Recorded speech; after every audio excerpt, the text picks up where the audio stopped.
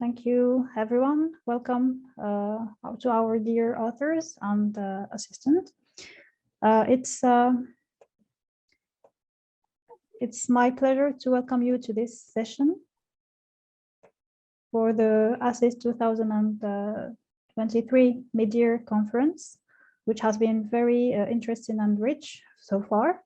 And our session will have 3 papers.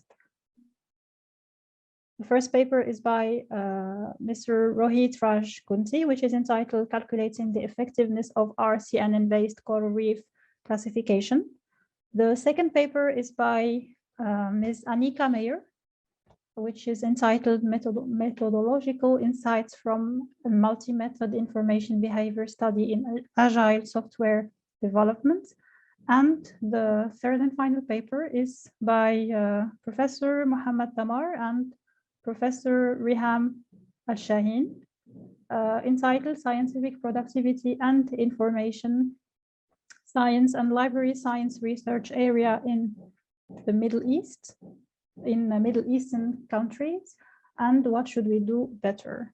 So I would like just to remind everyone that each presenter has 12 minutes to present their paper, and that we will follow with approximately 3 minutes question and answer session.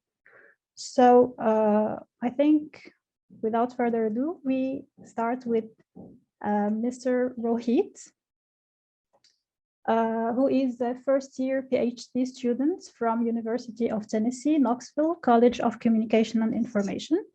And he is going to present his paper entitled Calculating the Effectiveness of RCNN-based Coral Reef Classification. So, Mr. Rohit, you have 12 minutes. The floor is yours. Yeah. Thank you. Hi, everyone. My name is Rohit Raj Gunti. So I'm a student, first year PhD student from University of Tennessee, doing information science majors. And my research is with Dr. Abebe Rorisa on evaluation of AI-based IR systems. So primarily, we evaluate the open source systems to improve the performance and compare different. I think I'm not sharing my screen. I'm so sorry.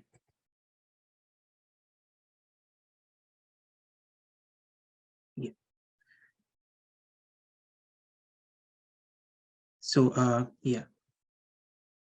So primarily, we will evaluate the open source systems to improve the performance, compare different deep learning models and CNNs and RNNs and so forth, the measure the interactivity between the users and the systems and imply the novelty, identify the dynamic user needs. So the subjects will be considered in our research are like humans, corals, birds, snakes, and other endangered forms of life, like which was advertised by the image clef conferences and the live clef conferences. And the required data we will be working on, or we will collect from all the subjects to develop an open source system in order to save the endangered lives. For instance, the computation of coral annotation and localization, by identifying the coral extinction, like monitoring the changes and composition of the coral leaves, we can help prioritize the conservation effects. Or if we consider endangered bird species, the changes in species assemblage and the number of birds can thus indicate the success or failures of the restoration project in African countries like Kenya, Zimbabwe, and so forth. And okay. Yeah. So to explain it, I could say that the evaluated system in this study is in contrast with the Shannon's waiver model. The Shannon's waiver model is just the message being sent from transmitter to the receiver without any interactions between the users and the systems. But here the users include like from our CCI community, the sports journalism department, where there is a requirement of the video retrieval system that can identify the type of sports or type of sport activity, and the advertising and the public relations, like a text system, text retrieval system detecting the validity of the social media, or by evaluating the consumer effective responses on the social media. And the communication studies will be filtering out the audio responses. So these are the actual applications we required in CCI, College of Communications and Informations, but these are also the applications that are on the conferences or the competitions that we participate in. So that's why our aim is to like participate in competitions and work on this applications for the future purpose. And in this study, again, if we take the Shannon's waiver model, the transmitter would be our IR system and the message would be the input message. So the images are, currently we are training out, but there are different forms of data for the future, say like videos and audios and text, and the destination would be the user. However, contrasting the part from the Shannon's model, we are introducing a feedback loop in form of AI algorithm that trains the message to predict the output for the user. So currently our results does not include like designing and introducing a new neural network overnight like ChatGPT. Like, however, it is for the future goal after evaluating difference or even hundreds of open source systems and using different models and data sets and using their observation drawbacks to work on neural network that would serve as a framework for our research. So in this study, our goal is to just improve the performance, comparison of several models, TensorFlow, and for the future competitions, we'll be implying the novelties like creating our own data sets or collect data collections so that how the system is flexible in or how the system predicts for the different data sets. And yeah. As I mentioned in this study and the prior study, we were just working on the images for image choral clef annotation and localization. However, for the upcoming challenges, we are starting the work on audio for live clef bird call identifier system, identifies the audio input and predict the kind of species, and media eval conferences and other TRIC. So our methodology in this study include is common methodology for any DL task, any DL class, deep learning classification task.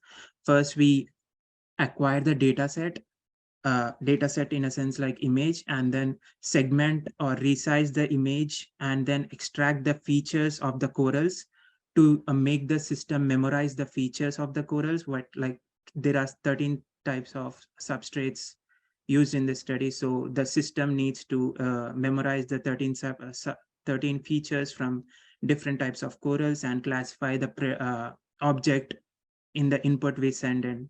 So finally, the feedbacks and improvements for the future work.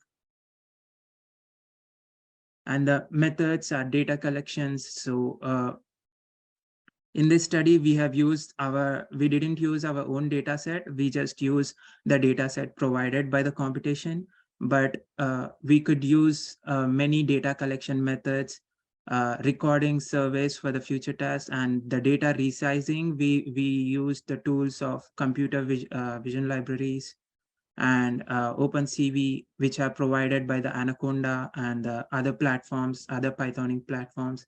And for the extraction and classification, we are using TensorFlow models.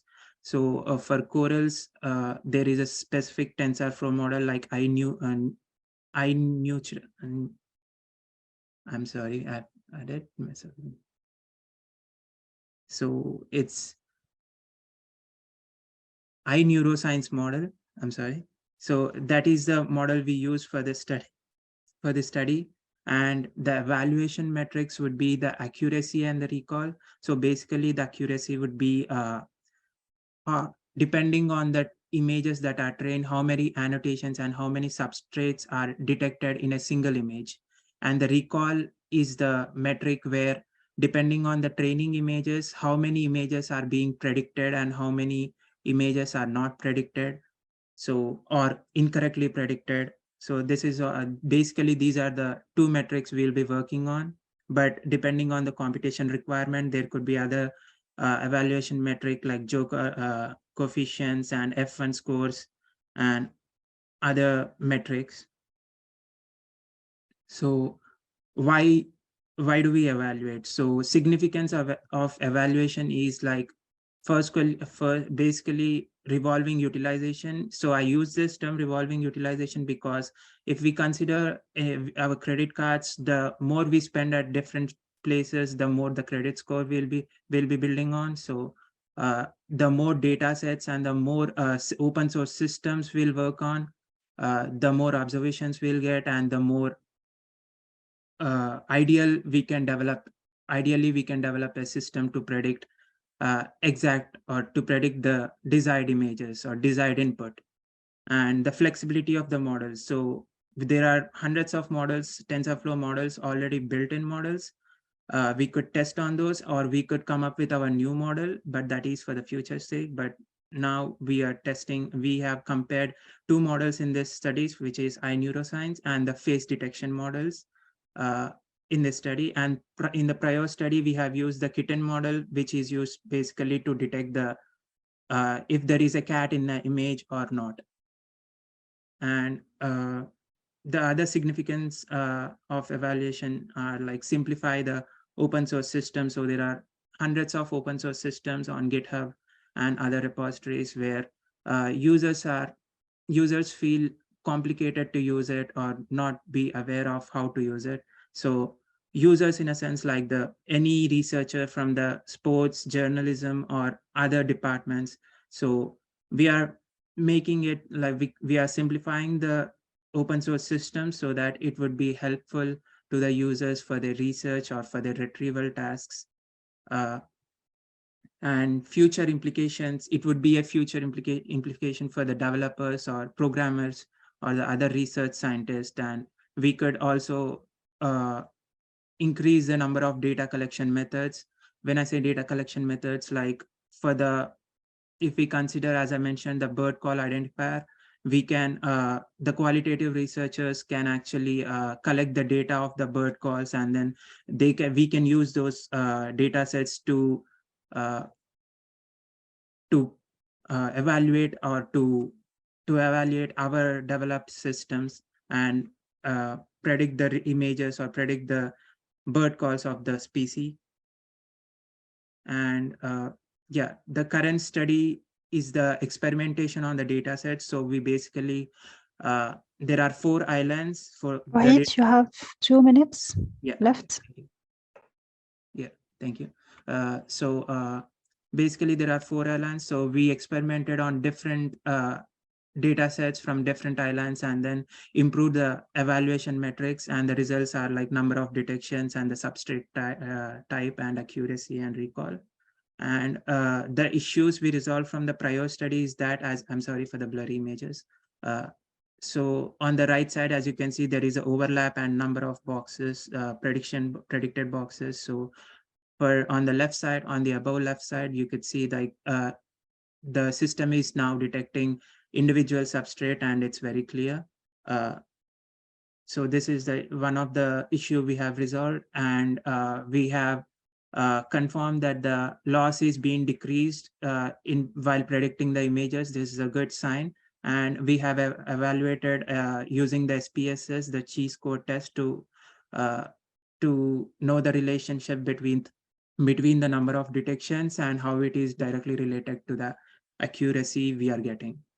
And for the future studies, we are dividing, we can divide the training data sets of 1200 images into 2 parts, and training and validation, and to test the original data set. So this is actually suggested by ASIS&T Media Conference 2023 reviewers, one of the ASIS&T reviewers. And then partition the file names, duplicating the images, and increasing the folder sizes. These are some considerations we can work on for the future studies. And yeah, thanks for listening. So any questions? Thank you, Rohit, for your presentation and for having respected the time. If there is anyone in the audience who has a question, please raise your hand so I can see you.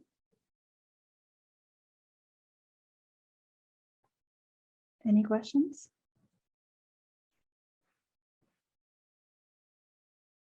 So maybe I'll start with a question. I was wondering when you were talking about this topic, which is interesting, really interesting work. I was trying to find the link between what you have presented and the work you have talked about in maybe your second slide. Can you go back to your second slide, please? Second slide.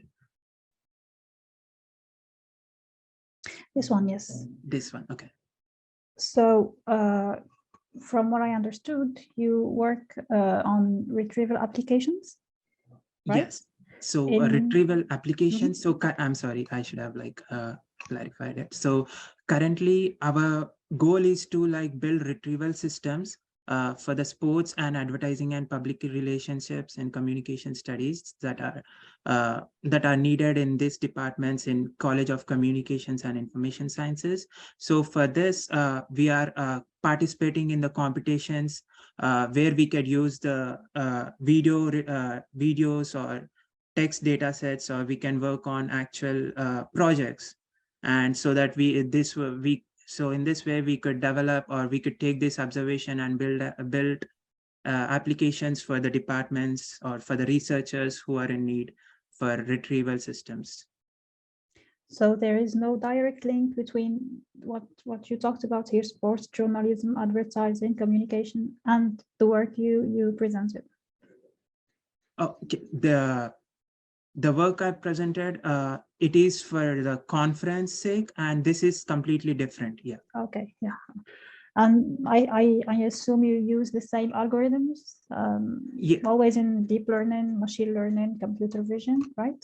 Yeah, we use convolution neural networks as a deep learning model, and algorithm as a deep learning algorithm. And the model we used are two models. We use basically two TensorFlow models. So one is the kitten model in the prior study, and in this study we used iNeuroscience model for detecting the objects like corals or any other forms of any other life forms.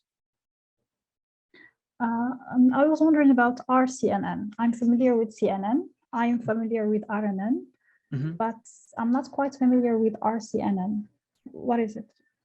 So it's a briefly explain it. Recurrent convolution neural network. So it's basically it's just same as a convolution neural network. So we are just building the regions between the convolution neural networks. Like for the CNN, there are different, since we have multiple objects, so we are classifying multiple objects.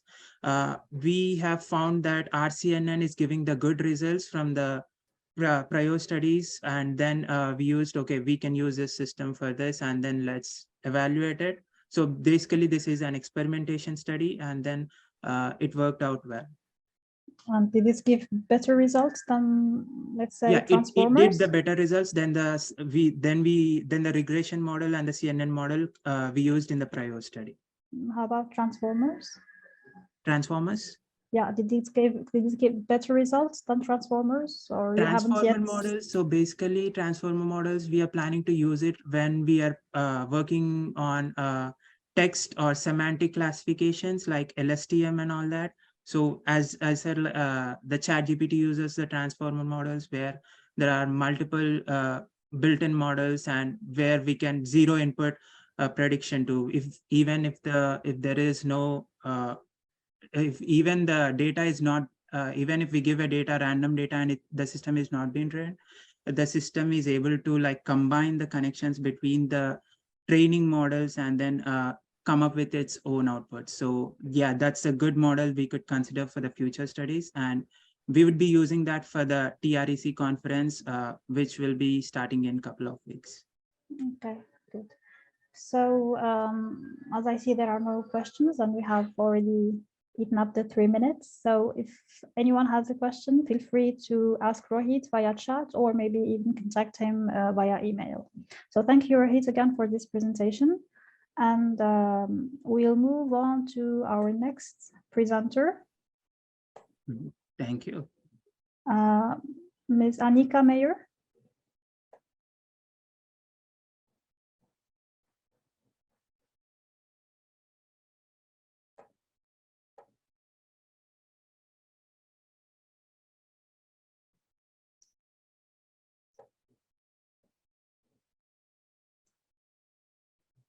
Hello.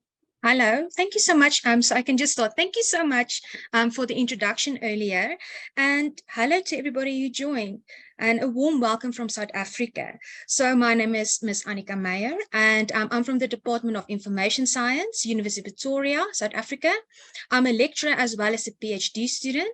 I've got 2 co-authors on this paper. They are also my supervisors, Professor Ina Fourie, who's from the Department of Information Science, University of Pretoria, South Africa, as well as Prof. Preben Hansen from the Department of Computer and System Science, Stockholm University, Sweden. So the idea for this paper came about after the completion of my data collection at the international automobile company in South Africa at the end of October last year, while I was using multiple qualitative methods. My study was actually positioned in a multidisciplinary context, as I was focusing on information behavior in agile software development. And as I was looking around in the literature and looking for literature similar to my study, it was really difficult to find anything. So to gain methodological insight from literature were actually insufficient. So this prompted the idea for me to write this paper with my supervisors in the hope that the methodological insight and lessons learned from my experience and my data collection journey can be shared and add value to future research in similar contexts, as well as the transition of knowledge or the translation of knowledge was also mentioned by the keynote speaker of yesterday, Prof. Kairi, the importance of that.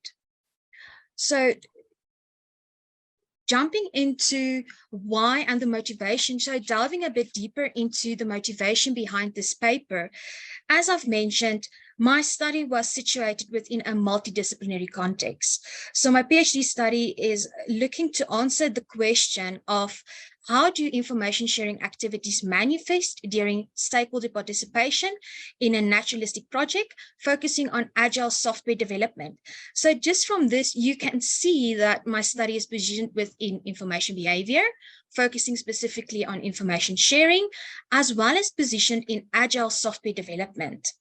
And this then required me to actually go and think a bit about and make sense of what data collection tools should I use to try and gather data, and that would be complementary to my study. So as I said, finding data collection tools that could take an information behavior perspective in the context of agile software development, and specifically in this context, the research site actually used the Scrum framework in agile methodologies. And it was decided upon using a qualitative research approach. So multiple forms of qualitative research, data collection tools to answer this question. And we used digital diaries, individual interviews, as well as observation. And so I'm hoping by sharing my findings and the lessons that I've learned, well, rather the lessons that I've learned, reflecting back, that I could add value and show the value of using multiple forms of qualitative data tools in relation to the Scrum process. So before I jump into the multi-method qualitative research that I did, I would like to first briefly define some of the key concepts. So looking at information behavior is an umbrella concept that encapsulates all information-related activities.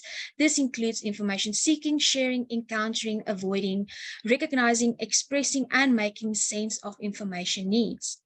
As I've mentioned, my research site used agile method, specifically Scrum, and agile methodology is an umbrella term that provides approaches, frameworks, and practices for project management and software development, and specifically looking at Scrum, Lean, Extreme Programming, and Kanban. And looking at the agile process that's been used. So a way that you can manage your project by breaking it up into several phases. These phases are iterative, incremental, and they are called sprints. So I'll talk a bit more about this as I go along. Then, as I've mentioned, the specific agile methodology that was used in this research site was Scrum, and Scrum provided a management framework for this team to be self-organized and to work towards a common goal. What is nice about Scrum as well, it provides sequential meetings. These meetings are called Scrum ceremonies or events. And it also provides tools and roles for the team to accomplish their project deliverables. So now I've discussed the why. So let's go into a bit more about the multi-method research that I conducted, the what, the where, the who, and when it was done. So what was investigated, I've mentioned this already. I investigated the information sharing that took place among a Scrum team while they were developing software using the Scrum framework or Agile methodology. Where did it happen? Where did I collect my data? At an international automobile company in South Africa. The Scrum team comprised out of 10 participants. They fulfilled different roles, such as a Scrum Master, which is actually the leader of the team, the product owner, the development team, and other stakeholders, which included external development teams and as well some of the end users of the software. So when did I collect the data? The data was collected end of August last year, and it lasted for a whole month until the end of September. I was only part of one sprint, so one iteration, so one section of a project, which lasted for 2 weeks. And during that 2 weeks, I did observation as well as asked the participants to complete digital diaries, a reflection journal. And at the end of that sprint, I started with my individual interviews. So just to note that to be able to collect data from my, I need to get permission from the company, as well as go through an ethical clearance process at my institution. And to get ethical clearance can take up until 6 to 8 weeks for you to be able to go and collect your data. So I've already jumped into the how, so how my data was collected for this study. I used multi-methods, meaning multiple forms of qualitative data collection tools in the form of observation, digital diaries, and individual interviews. So I would like to delve into a bit more detail in regards to how the data was collected and how the sequence, so how each of these data collection tools featured within the Agile Scrum process. So as I've mentioned, the Agile methodology provides these incremental cycles. During these incremental cycles, the Scrum framework then adds on by providing sequential meetings throughout the whole sprint process. As I've mentioned, a sprint can take between 1 to 4 weeks, but in my case, my sprint, the duration of the sprint that I was part of was only 2 weeks long. So a sprint comprises out of various Scrum ceremonies. These Scrum ceremonies include a sprint planning meeting, daily Scrum meetings, and these daily Scrum meetings occur every single day of that sprint.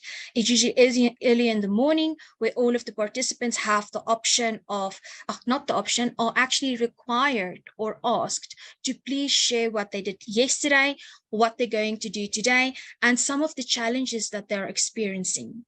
Then you end the sprint by having a sprint review and a retrospective meeting. So during the retrospective meeting, you reflect back and look back on the sprint. You have a look at what you achieved and the goals that was actually achieved and what was not achieved, and how you can take some of the challenges you experience and get some solutions to move forward into future sprints. So now I've discussed a bit the Agile Scrum process, but how does the use of my data collection tools fit into the Scrum process or this Agile Scrum process? So throughout the whole sprint, I did observation. It was non-direct participant observation, meaning that I was part of the team. I was part of every single meeting, but I did not participate in the meetings. I was just observing from the outside. And observation was done through Teams, so virtual observation through the platform that the research site was using, as well as through face-to-face sessions that they had every other day in their specific work environment. Then after each day, I asked the participants to please complete a journal entry, so a digital diary entry in the form of a Google form, where there were specific questions that they had to answer based on what deliverables they had that day, what information they required, what did they share, what did they not share, and reasons why they did not share. That was really important for me. So delving deeper into not just what was shared, but what did the participant decide to hold back? So intentionally not share with the rest of the team.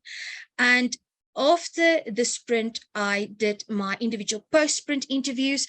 This post-sprint interviews really zoomed into, for me, the reasons of why participants did not want to share specific information. So the reasons behind it and what they decided not to share. So after I've completed my data collection, I started reflecting back. I started to think about what I've learned, and I thought that it might be good to share this with the rest of the research community, simply because this could stop other people or other researchers to have the same challenges, or maybe counteract the same challenges that I experience. So what did I learn? There were 4 main lessons that I actually learned after reflecting back on my data collection journey. So first of all, how you enter the community and the trust that you build is extremely important. First of all, you have to be accepted by the Scrum team, by your participants, to actually get them to participate in your study. And as I've said, I was doing non-participation observation and individual interviews with the participants, and specifically those 2 data collection tools required me to build trust for my participants, so that they would actually want to participate, so they would actually share with me reasons why they would not share specific information with their team members, and giving me the reasons for that. Also, for me to build trust with them was a very, very important part, where I told them, I actually sat with them every single day. They saw me online during my observation sessions, and this made them more acquainted with me. They got more comfortable, so it was easier for them to share with me during the interview sessions as well. Then another thing that I learned was respecting project demands and the crunch time factor. In industry, we always have the thing of crunch time. Yes. Excuse me, time's up. If you could just wrap up your presentation, please. Sorry? You have consumed 12 minutes, so if you could wrap up your presentation. Oh, okay, yeah, perfect. Sorry about that. So that's respecting project demands and crunch time, this was really important. So also nurturing a safe space for them to share and to trust and actually want to do their interviews and share their reasons, as well as bridging the vocabulary gap was really an important thing for me. So from everything that I've just shared, we can see that building complementary forms of qualitative data techniques is very important in multidisciplinary research, as well as promoting collaboration for this type of research, and then bridging the gap between research practice and designing new theories and practical applications. So yeah, sorry, I didn't hear the 2 minutes. Sorry about that. I didn't say it. I didn't want you to. Okay. Thank you so much. So thank you so much for your attendance. Please, if there's any questions, you're welcome to email me. I can share more details in regards to this. And thank you so much for the opportunity. Thank you, Ms. Annika Meyer, for this presentation. I don't know if any audience member has a question. I just have a comment. I love your slides, Annika. Thank you so much. Okay, any questions?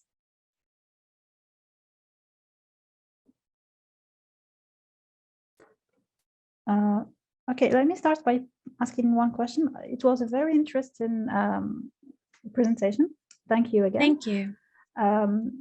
I come from a computer science background, and so seeing this topic, information behavior, yes? Mm-hmm. Yes. So seeing it applied to computer science really is eye-opening for me.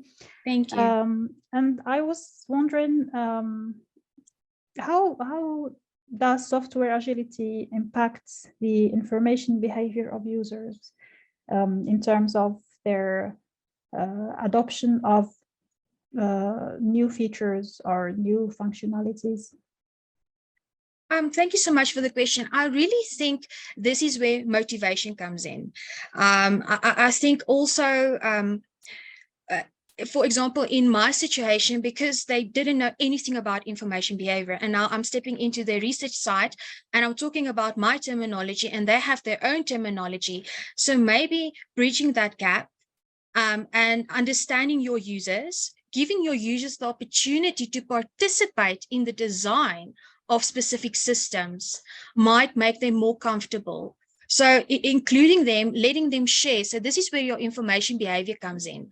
Letting them share in the design process, letting them tell you their information needs, okay? So that collaboration and gaining a sense of, so making sense of your user. I think that's the main thing when you are designing programs and software, and you would like to take an information behavior approach, is literally looking holistically at the user, how they would use the system, the feelings that they feel when they use the system, as well as the emotions and their cognitive overload. All of that includes information behavior. So it's quite a holistic approach to when you would like to design something. So incorporating your user in the design process. I think that's the main thing that I can say, yeah. And maybe also creating some sort of safe space where everyone feels welcome to share their opinions. Basically is what I spoke about, creating that safe space where they have the opportunity to actually respond without being criticized, without feeling that there's inequalities and all of those things. So the power dynamic, it's eliminated. Yeah. Okay. Are there any questions? So I have a second one, if you allow me. So you talked about participants who were withdrawing information or decided not to share information. So what were your findings about the reasons behind that? I'm still busy with analyzing my data, but as I've seen, for example, the digital diaries, I asked them to please share what they didn't want to share during these sessions. And time was a big issue for them. They didn't have the time to actually sit and fill these things in. So we had to create a specific time slot for them to fill in these digital diaries. And when they started filling in these digital diaries, I saw some vague explanations why they didn't want to share. And then I delve into this with the individual interviews. And I think this is where the money was actually, if I can say it, this is where the gold of the study actually lied, is having that safe space, giving them the opportunity to share, and trying to put it in a language that they could understand. That is where there were quite a number of reasons why people wouldn't share. It would be related, for example, to personal reasons. It would be related to being the youngest one in the team. So maybe not feeling as if they could share some of the things. So there's quite a lot of things, but I'm going to publish all of these findings. So please keep an eye on this. Yeah, I can't wait to read it. Thank you. Thank you very much. Thank you. Thank you so much. So if there are no further questions, we move on to our third paper. So the third paper is by Professor Mohammed Tamar and and Professor Reham Al-Shaheen, right? Yeah. It's about That's scientific. right. Okay. Yeah. It's about scientific productivity in the library and information science research area in Middle Eastern countries, and what should we do better? So go ahead, professors, the floor is yours. Okay.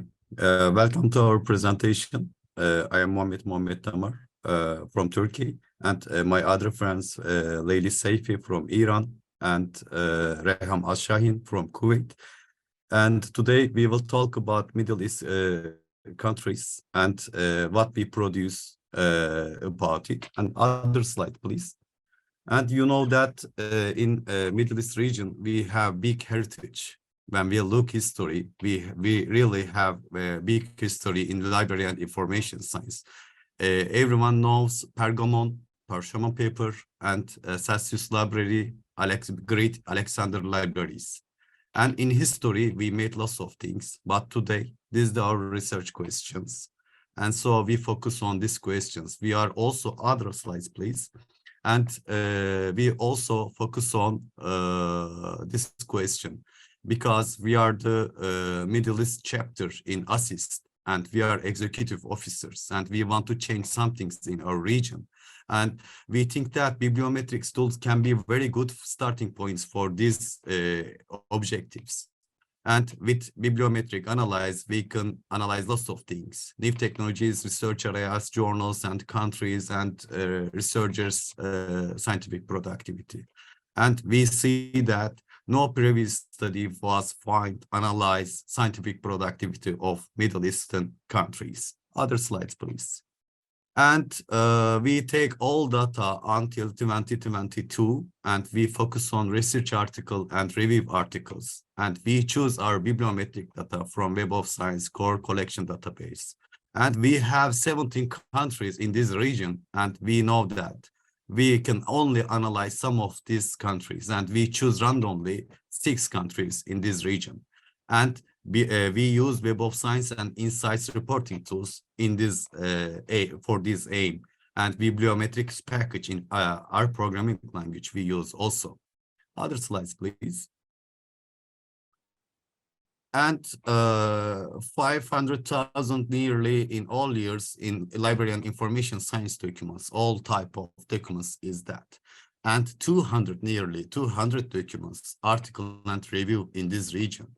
And we choose Egypt, Iran, Iraq, Kuwait, Oman, and Turkey. And other slides, we saw that we have big problem because, yeah, we did lots of things in history. We had great libraries, but now we didn't produce too much articles. We only produce 150% of all literatures, especially review and articles. It's a problem for us. Other slides. And this is the top countries. Only United States and United Kingdom produce all documents, half of all documents. And we are not in, we are Middle East region countries. They are not in top 10 countries also. Other slide, please. And also, our countries collaborate other countries, not their region, not they collaborate each other too much. Other slides, you can see here better when we look institutions and others, and so when we look to university collaboration, and Bar Ilan University, Tel Aviv University at the Israel, and some special networks has Gulf countries university they have, and in Turkey we have close networks. Also in Iran they have close networks. We are not connect each other, and this is our main questions also. Other slides, please. And also when we look to other collaboration, all countries has their researchers collaborate each other, but they have close networks. Only Israel has a little. Israel has much more international about these points, and so they have difference about these points also. Other slides, please. And when we look to recent topics, what they study, our researchers, you know that coronavirus, also they studies technology adaptation, academia, deep learning. They are technologic parts. And also they studies ethical problems. And women studies also they focus on. And they focus on much more local. And their country's scientific productivity according to, it's changeable according to different research areas, computer science, women studies, and other research areas. It's changeable also.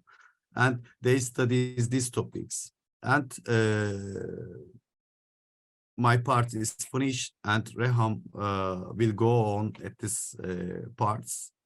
And your turn, Reham. Thank you for listening, and we will wait your questions after the presentation. Thank you, Mohammed. So our results is divided into two halves. One is about the Middle East in general, and then in the second half, we have some detailed results about some countries in the Middle East. So as Mohammed said, we have six countries that we studied, but we'll be presenting results of 3 countries because of the time. So starting with Turkey, Turkey was ranked the first in general document productivity among nations in the Middle East. And looking at its ranking worldwide, it took the 23rd place. Turkey has a lot of publications in LIS, maybe because it has the Journal of Turkish Librarianship, while other Middle Eastern countries do not have similar journals specialized in LIS. Also, it was found that the majority of studies produced by Turkish researchers were conducted in cooperation with other Turkish researchers, and they didn't cooperate a lot with researchers from other countries. So looking at the worldwide cooperation, they cooperated mostly with researchers from the US, from the UK, China, Canada, and Spain. And when looking at the regional cooperation, they cooperated with Iran, Kuwait, Saudi Arabia, Cyprus, Iraq, Oman, and the UAE. But that cooperation was very limited. As you see, they were, for example, 4 studies, 5 studies, 7 studies. So the numbers are pretty low. Moving from Turkey to Iran, Iran took the 2nd place in general document productivity among the Middle Eastern countries, and it took the 26th place worldwide in general document productivity. It has around 1,300 articles in the LIS field. It has around 14,000 citations in LIS, and it mostly cooperated with the researchers from the United Kingdom, the USA, Malaysia, Australia, and Canada. Region-wise, it cooperated with researchers from Turkey, but also the cooperation was low. It was in 14 articles only. The top 5 fields in which Iranian researchers wrote in the LIS field were computer science, business economics, geography, physical geography, and communication. Mostly it was computer science. That was 31% of the articles in that field. Moving from Iran to Kuwait, Kuwait has 244 articles in the LIS field. In worldwide cooperation, researchers from Kuwait mostly cooperated with researchers from the US, the UK, Malaysia, Turkey, and Pakistan. Regional cooperation was with researchers from Turkey, Saudi Arabia, Egypt, Jordan, and the UAE. But as I said, in general, the cooperation of Middle Eastern countries was very low with other countries in the same region. In Kuwait, the top researchers, of course, we have results for all the 6 countries, but we'll be presenting just some of our results. So in Kuwait, the prominent researchers are Professor Sajjad al-Rahman, Professor Chaudhry, Al-Dehani, Al-Gallaf, Al-Ansari, and they are all researchers from Kuwait University, which has both a bachelor program and a master's program in LIS. So looking at productive institutions in Kuwait, we also see that Kuwait University produces about 79% of articles in the LIS field. And then we have other Kuwaiti institutions, such as GUST, AUM, and other institutions. Looking at those results, so I can summarize them in 2 things. First, we have a low number of publications in LIS field from researchers in the Middle East region. And also we have low cooperation between researchers within the same region. So we wrote some recommendations. First, we recommend establishing programs in linked areas across higher education institutions in which researchers and students could cooperate with each other from different universities in the Middle East region. Also, we recommend having a bilateral mobility agreement between those countries. So again, students and researchers could cooperate from different universities. Because of the importance of the role of libraries in the 21st century. So we also think that academic libraries and research institutions could play a more stronger role in supporting research programs. We recommend having more collaboration between Middle Eastern countries and other countries through having more funds for research, more conferences about research and about LIS, and also establishing journals similar to the Turkish journal, which I mentioned, in the field of LIS, because that would increase publication in this field. Also establishing a research center to encourage collaboration between Middle Eastern researchers. Thank you for listening. And do you have any questions? Thank you for your presentation. Are there any questions in the audience? Yes, we have one question. Ms. Ina Fourier. Yes, sorry, just switching on my video. I just wanted to ask, you've mentioned establishing other journals. So does that move away from the existing cohort of English language journals? And why do you think that will be a better move? Professor Damar, Yeah. Mike. Mohammed? Yeah, okay. Thank you for question, Ina. And so it's possible because English is a global language. And so we must explain ourselves better in this region. And in the world, all peoples, all countries speak English. And so it can be very good for us. This conference is very important for us because you know that we are the Middle East chapter in ASIS&T, and we want to discuss, and we are waiting your suggestions because this proceedings is our first publication about this idea. And so we are thinking some things, and we need recommendation. And English is good. And firstly, we can focus on emerging source station index or Scopus index, or this kind of, or index Copernicus, other index, EBSCO, what we need. And so we know that with this study, we saw that we need collaboration. We must collaborate much more. And what is our tools? Conference is okay. Journals is okay. And we have big heritage. I live in Izmir, Ephesus and Pergamon in the same city. And in Egypt, the biggest heritage, they have very big heritage. Yeah, but all of them, and I forgot some of the in history libraries in this region.